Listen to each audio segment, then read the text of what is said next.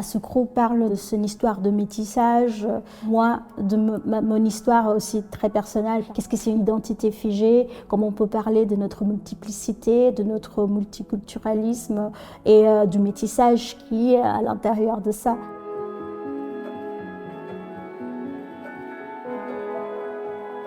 Dans ma pratique, dans ma démarche, il y a toujours cette quête en fait, de retrouver aussi quelque chose qui m'a échappé, un héritage qui m'a échappé. Et dans la vidéo d'Erudis, je le retrouve clairement.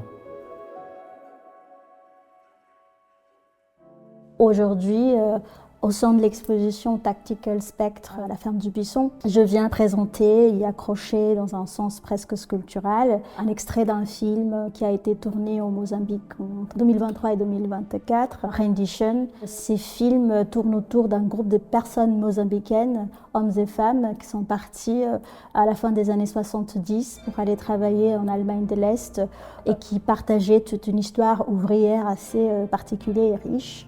Sauf que au retour de ce groupe de personnes à la fin et au début des années 90, une partie des sommes de leur salaire n'était plus disponible. Et du coup, ça fait 30 ans qu'ils performent le travail. Et donc, pourquoi la présenter ici dans le cadre de l'exposition Tactical Spectres? Puisqu'en fait, je voulais créer une sorte d'intersection avec l'histoire ouvrière de Noisiel, de la chocolaterie de la famille Meunier et de leur rapport patriarcal au travail.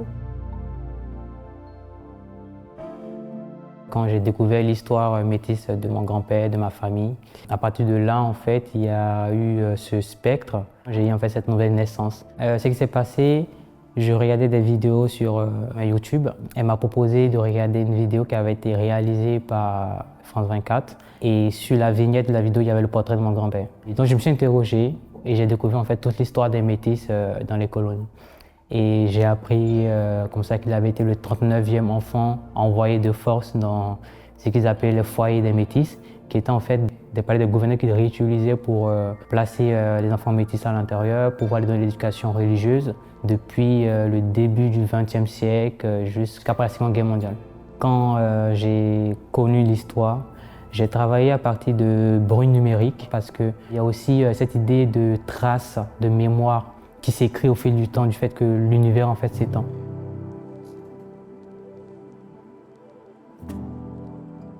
La recherche, c'est vraiment une base très importante puisque finalement, moi, je suis hyper fascinée par l'aspect disciplinaire de l'histoire, de l'investigation, de la narration, de la construction des récits. Et pour venir travailler cette curiosité sans y être dans un rapport très bloqué, c'est-à-dire historique ou alors scientifique, j'y retrouve dans la pratique artistique une possibilité de formaliser certaines choses sans les figer.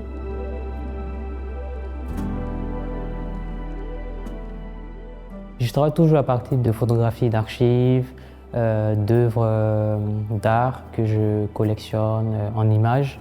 Et dans ces œuvres en particulier, il y a la photographie New York 1963 de Ruth Hawkins. On peut voir un Saint-Sébastien de Roberto Ferri et plein de références comme ça multiples que je convoque dans mon travail.